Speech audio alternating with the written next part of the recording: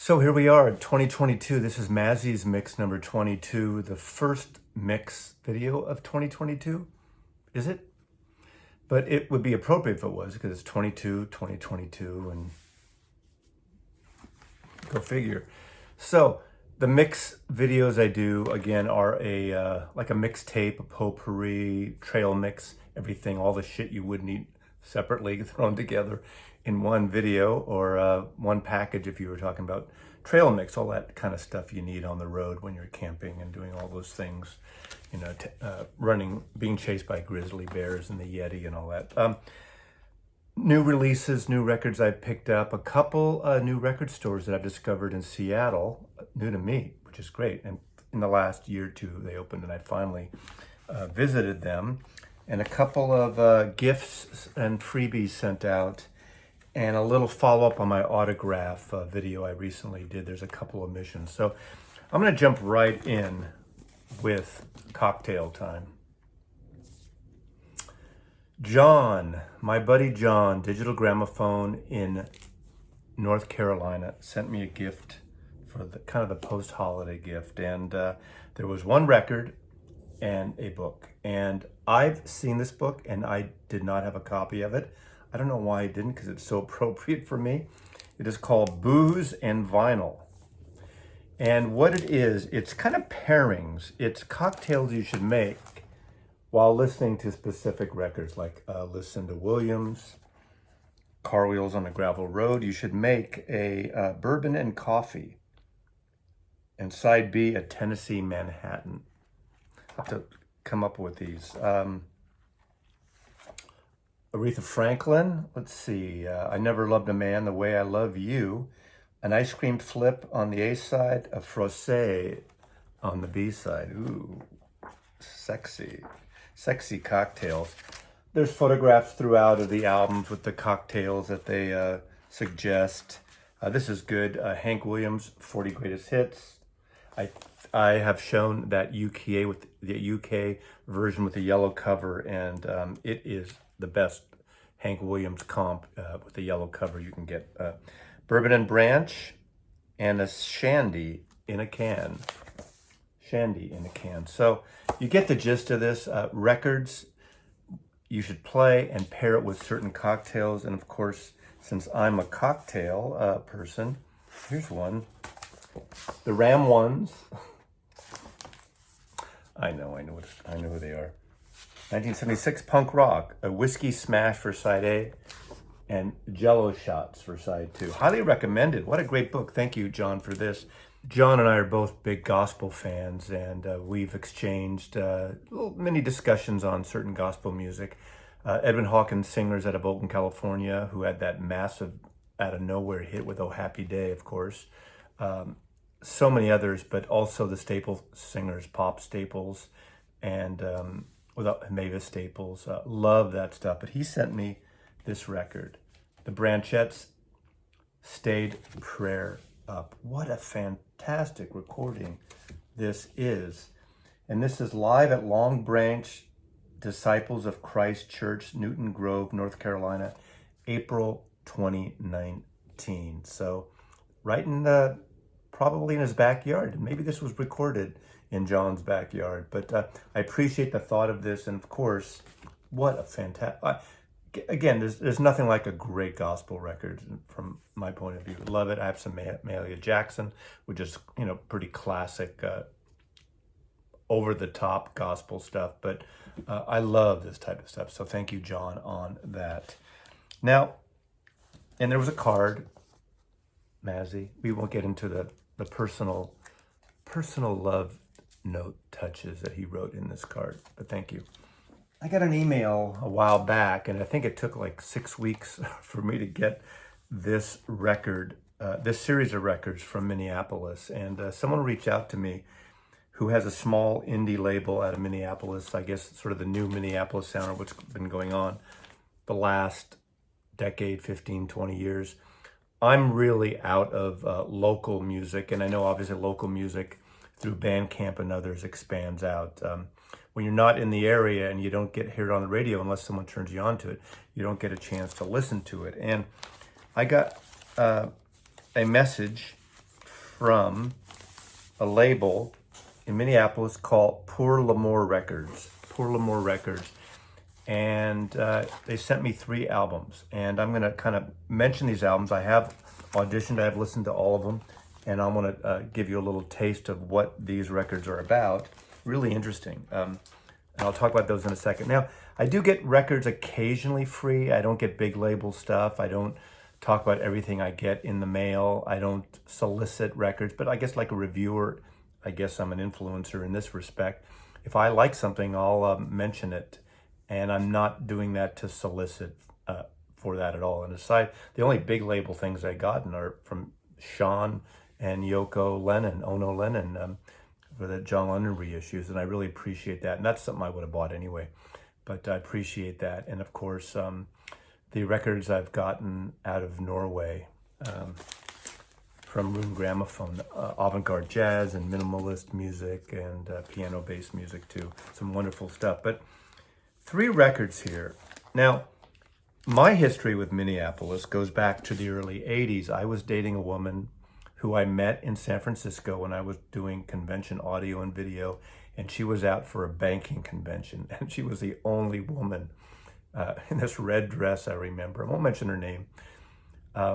We have kept in contact little by little over the years, but she ended up staying and hanging out with me for a few days after the convention.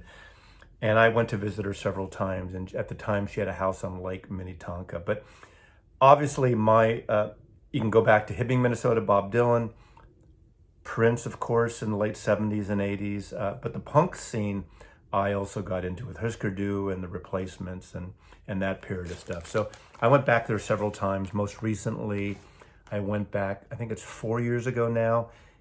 It was the year after Prince passed away, and I was going for work, and I went out to Paisley Park. It was exactly the year to the date after Prince died, and I had the tour of his kind of compound. Amazing place if you ever get a chance to. It's about, 30, 40 minutes out of Minneapolis, and we're seeing. Anyway, back to Plam. Plam's this label, but it's actually called Pour L'Amour. So let's start with this one. This is right out of sort of a parody on a Kate Tell type record, and this is Social Media Anxiety Disorder. Perfect title for where we are right now in the world during this pandemic and the end of the pandemic, hopefully. 12 original hits from Dan Israel.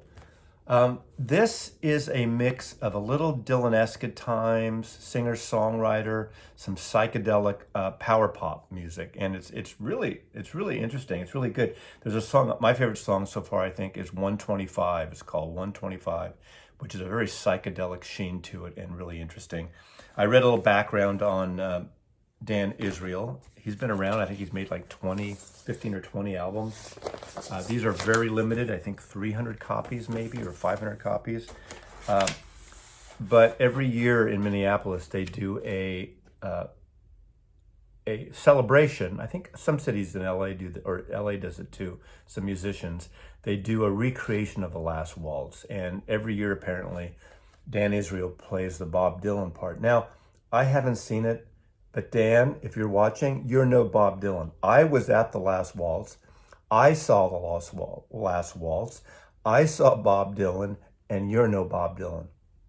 Come on, a little tongue-in-cheek here. But this is a really cool album. It reminds me a little of the Plimsolls a bit, or the Smithereens in that direction. So that's Social Media Anxiety Disorder by Dan Israel, just recorded in the last couple of years. Another record which is really interesting and a little more out there, and this is Rich Matson, North Stars. I love this psychedelic album. This reminds me of those like late 60s psychedelic albums that no one heard, that are almost private press and very regional, and they come up every once in a while, but lovely, lovely artwork here. This is a little more out there. It's not as refined, but it sounds really good. It's really interesting. Take a deep dive. There's male and female vocalists on it. And apparently Rich Matson owns a recording studio, and he decided to put this together. I think he started recording it prior to the pandemic and finished it off during lockdown, and it's really interesting. I throw the term out indie, which is kind of a bullshit thing to throw out. When I got a download code. Interesting. I didn't notice that. So I will check more of this out, but I like this record. For some reason, I was thinking of, what's the guy, Hurley, who was on Raccoon Records, the Youngbloods Records, and the world, anyway. There's a mix of indie, Americana, out there. I don't want to say psychedelic folk, maybe freak folk, but it's a mix of things. And I've only listened to it once straight through, so I need to dive in more. And then lastly, from Pour l'Amour Records. This is more cerebral, ambient, moody, massage music in a way, but I mean that in the best sense of it. And I love this record. Smaller Tide, it's all instrumental. It's all along the northern evening. And there's a song on side 2 that opens up called Left for New Orleans, which is really beautiful.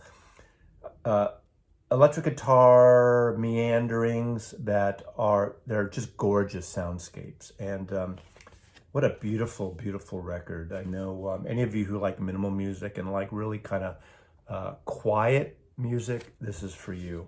So it is called Smaller Tide, all along the northern evening.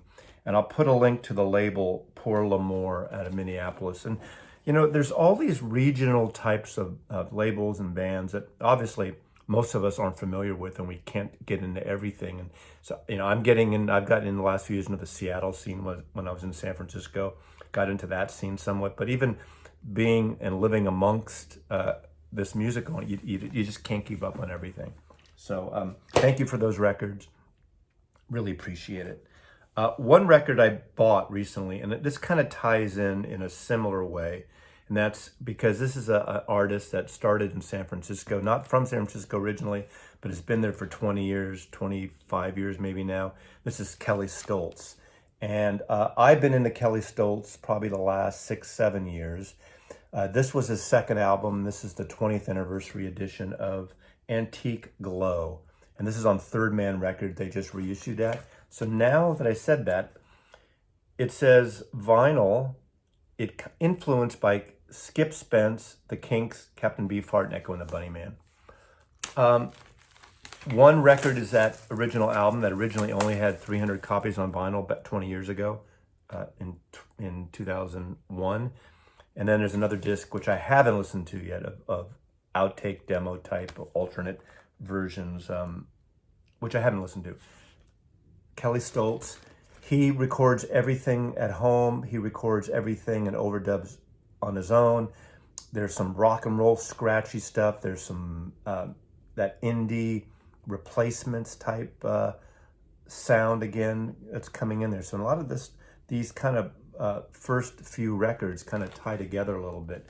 Kelly Stoltz is a really interesting artist, and I like to check out everything he does. He's got some amazing melodies, and some of his music gets a little out there, but if you like something a little more adventurous at times that comes back into melody, this might be for you. And again, Beefheart meets the Kinks, meets Echo and the Bunnyman. I mean, that's obviously hype, sticker hype, literally.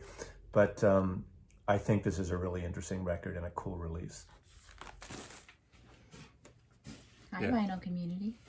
Okay, the next several records I got because of other YouTube channels. And first, this is a record I kept listening to online, and it was on all these great lists. And I finally got pushed over the top by Baraka P-Dub Paul's best of video, and that is Snail Mail Valentine, singer-songwriter. In a way, I put her in the category of like a Courtney Barnett, a little more melodic, a little more poppy. But I think, whereas I love Courtney Barnett, her last album was a little more subdued and not one of my favorites, the newest album. This album is really a beautiful record, great sound. So I think you should check it out if you like modern music, with a little more sheen, a little slicker than the Courtney Barnett stuff. But I mean, you can't look at that cover. I mean, this is just a great cover. Great cover art. Snail Mail. Snail Mail is the band. Valentine is the name of the artist. The name of the album, excuse me. That one.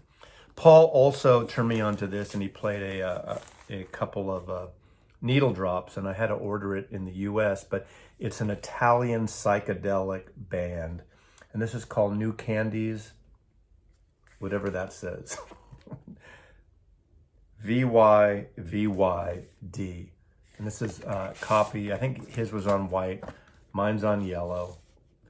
It looks a little like a metal goth type band, but they're very psychedelic. They remind me, if you know the band from the UK, the Temples' first album especially had a beautiful sound to it, of psychedelic sheen, a little like The Who.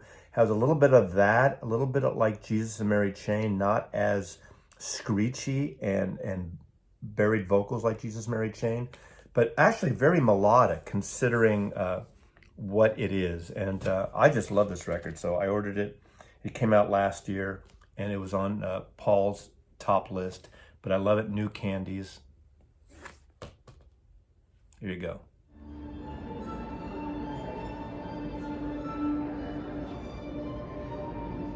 And then an album that I got only because of John Downing, a friend of mine in Birmingham, England, and we've done a couple of joint videos, including a very recent first track, cut one, side one, based on the movie High Fidelity. And he is probably more knowledgeable about R&B and soul records than pretty much anyone I know that's alive. My friend Coleman probably would give him a run for the money on that, and was there in a deep dive, and I got some of his collection, the Coleman collection.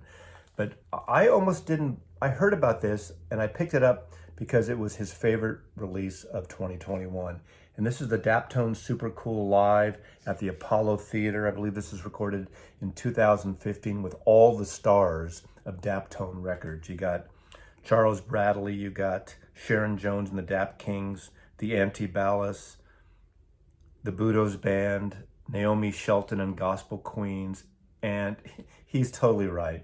This is fantastic. It's got a live feel. It grooves. It's great R&B music of sort of neo soul, but if you know those artists, you know it's their brand of soul is so tied in to 60s and 70s soul music, not the kind of recreation of some neo soul artists are today. They're like the real revitalized deal, resurrected in soul music. And again, live at the Apollo Theater, 3 records, 4 records, 5 records, side 6, 3 records with a huge fold out. And you got to be careful falling out, unfolding this record so you don't get the records to literally fall out. In fact, it says on this hype sticker that I took off, be careful opening this, the records will fall out. So I'm sure some designer, the label made him or her write that on the record, so it's really cool.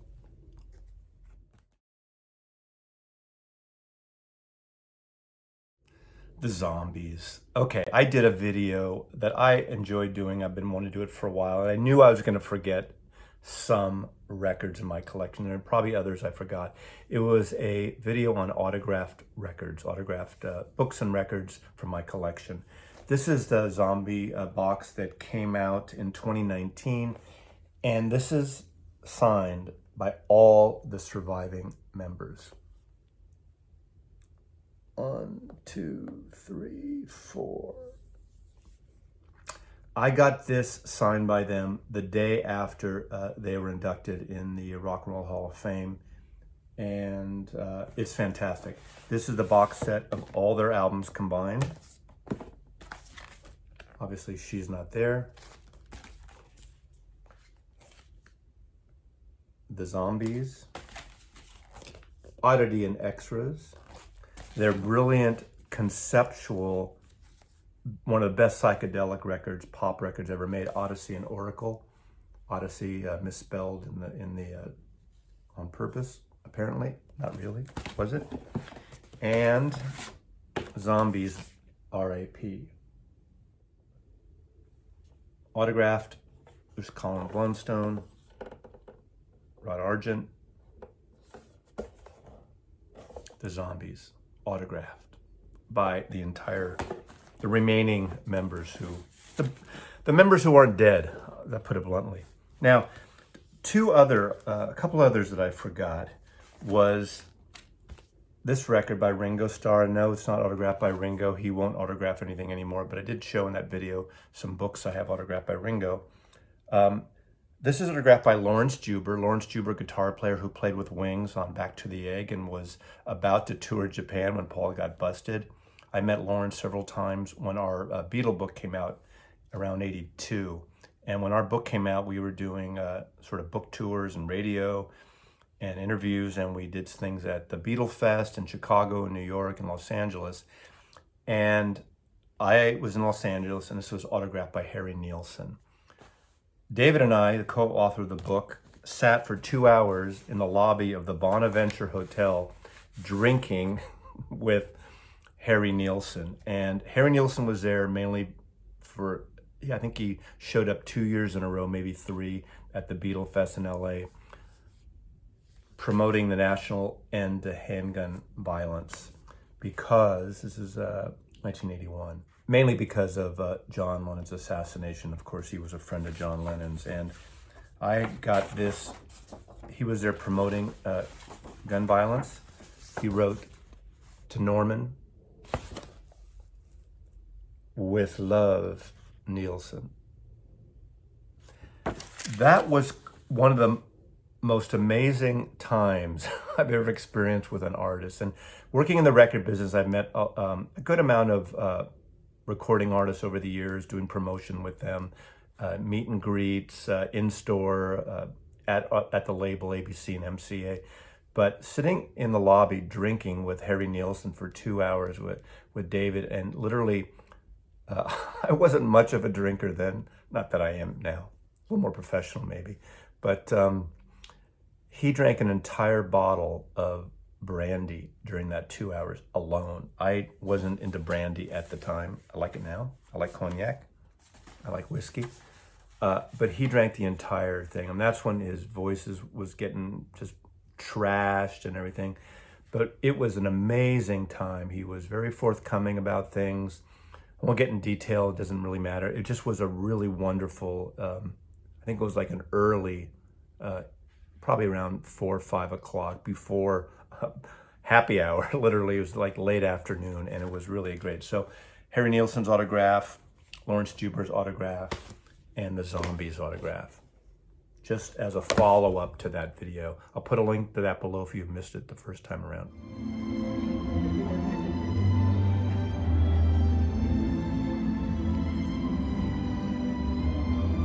Okay, now I got 2 shout outs of brand new channels. One doesn't even have a channel yet, so I hesitate to shout out, but I hung out with him the other night, and I've been mentioned a couple times that Dr. Roberts can have a channel. We'll see if he ever does it. But there's a little snippet I will show in a minute of him and I hanging out overlooking the great Lake Union in Seattle. But I do want to do a shout out to Chris Thomas. Now, not that Chris Thomas who produced The Pretenders and the UK producer in the 80s and late 70s, 80s and beyond. But Chris Thomas has a channel called Everything and Nothing. He's out of DC. He's into a lot of jazz, a lot of R&B, but a lot of cool music, a lot of audiophile stuff. He has a great Riga P10 turntable, so he's a serious guy. So go check his channel out. He only has 2 music videos so far, but he has over 600 subscribers, mainly because he was doing fish tank aquarium videos. So you can go back and look at those if you're into the whole fishy, swishy, fishy, hello, fishy, fishy thing. But check out his 2020 vinyl tag, and he's got a good running start. Here's Chris showing a, what is that, a Coltrane record? Oh. Yeah, so there'll be a link below to Chris's channel, Everything and Nothing. which means you're going to find everything on his channel and you're going to find nothing on his channel. Okay. Dr. Roberts is going to do a channel. I've been consulting with the good doctor on some things. He's been consulting me on surgeries, which I'm not having surgeries. That's kind of a... So the surgery of rock and roll, Dr. Roberts. And of course, we all know Dr. Roberts, the Beatles song, right? What a great song. What a great song. Well, well, well, you're feeling fine. So here's a little, just a brief hangout, having a little whiskey, looking over and as evening drops in Seattle with Dr. Robert. So I'm here on Seattle on, what is this, Lake Michigan? No, this is Lake Minnetonka. No, this is, what lake is this? Lake Union in Seattle. Look at this view. Shit. Okay, this is Dr. Robert. Dr. Roberts is going to be in the vinyl community eventually, someday. And he's going to smoke a cigar, having a little whiskey. But get out of the way. I'm a videographer. I'm an influencer. Look at this view off his deck. He lives in Portland part-time and Seattle part-time, but look at this. I don't know if you can see. Where's the pyramid? I mean not the pyramid, the Space Needle. And there's downtown. I'm going to drop my phone in the water. Exactly. Look at this. Look at this. We're on a fucking pier. This is beautiful. I'm serious. Doc, let's have what's your drink? Let's have a toast together. I want to introduce you. Dr. Robert, he'll be eventually in the vinyl community. Cheers. Cheers. To L'chaim. You know what L'chaim means? To life? Life. I've heard it before. Now, is that... You're a doctor, but you're not a Jewish doctor. How is that? Is that Yiddish? It's Hebrew. Hebrew. To life, L'chaim. To life. You ever see Fiddler on the Roof? L'chaim. L'chaim. Come on, man. Great. Help me out. If I ever have an operation, I really would rather have a Jewish doctor, but if not, Dr. Robert can operate on me. Maybe. I don't know how to say it. I think that I have been considered Jewish by some of my patients. There you go. Okay. I've been honorably considered Jewish. Look at this view, though. Oh my God. It's so beautiful. Okay, I'm going to close out with a couple new record stores in Seattle. I do have planned a video coming up. I'm not quite sure when it's going to drop. I'm still kind of putting it together on where I buy records. Where I buy my records online, locally, some indie stores around the country. Because people ask me where I do, and I ask other people where they do. And it's from a point of view, obviously, from the U.S. I do order some things overseas, but that's a separate video. So Seattle, I've been fortunate enough since I moved here almost 8 years ago now. We had about 15 record stores of all sizes and shapes. So I'm very fortunate to have a record scene in Seattle. The closest one's about 12 minutes from my house, or 15 minutes tops. But I found two, one of which is, I just finally went to it. It opened last year, and that's Royal Records. And I'll do a little bit of a little video in a minute here. Royal Records is in the Queen Anne district of Seattle. The two owners were working for years at the Everyday Music that was in Seattle. And two of the guys opened up this, and I picked a couple of records there. So let's just take a quick look. Small store, but I found some kind of nice records.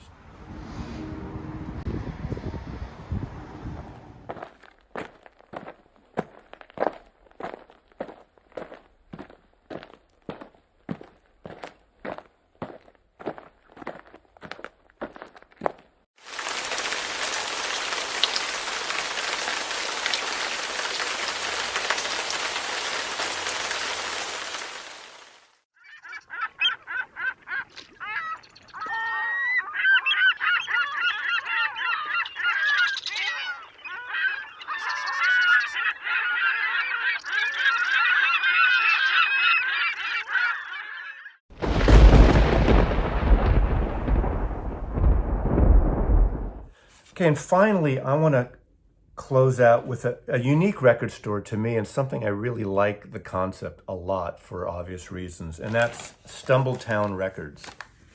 And Stumbletown Records is inside a chocolate, wine, olive oil, pasta, cheese store, if that makes any sense. How great is that, right? There is a video there, and they do have a Discogs present. I'll put the link to their Discogs because they're one of the few places I know in the US that has some really cool audiophile imports. Not a huge store record-wise, but some great stuff. They had some Japanese imports. They had some analog productions, a couple of records that I hadn't seen in a while. Not that they're out of print all the time. They have some Sam records from the great jazz label that I'm a huge fan of out of France that had Chet Baker and Bobby Gaspar and several others that I've been getting either from the In Groove or from Acoustic Sounds or directly from France. And if they can continue and keep this relationship up and get these records, I could pick these up locally. And I did pick up a copy of one of the Chet Bakers for a friend of mine. I'm not showing that here. And these are just 3 records I picked up. This is Oscar Peterson. We Get Requests, double 45 Oscar Peterson trio on Analog Productions, Acoustic Sounds, Analog Productions, all audiophile recordings. This is a wonderfully beautiful recording. And of course, I'm a huge fan of the ingenue torch song, beautiful singer Julie London. And this is Julie Is Her Name, Volume 2, Julie London. What's great about this, it's an intimate Sunday morning, late night cocktail record with just her, a guitar player and bass player, no drumming. And it's double 45 again, and it's amazing sounding. Acoustic Sounds, or Analog Productions, I should say, has issued several of her albums, audiophile records, and they're beautiful. They're beautiful. So I highly recommend this. This is a gorgeous, sexy, you're gonna get laid album, maybe. And then lastly, this one, I'm a huge fan of Cracker. They do have a lot of music on vinyl records at this store. And again, there's gonna be a video after this, a mini tour of the store, and a link to this store in San Francisco. In Seattle, and this is Stumbletown Records. I got this Cracker record. I'm a big fan of Cracker, the band founded by David Lowery after the demise of Camper Van Beethoven. I like the Golden Age before this better, and I'm dying to get that on vinyl.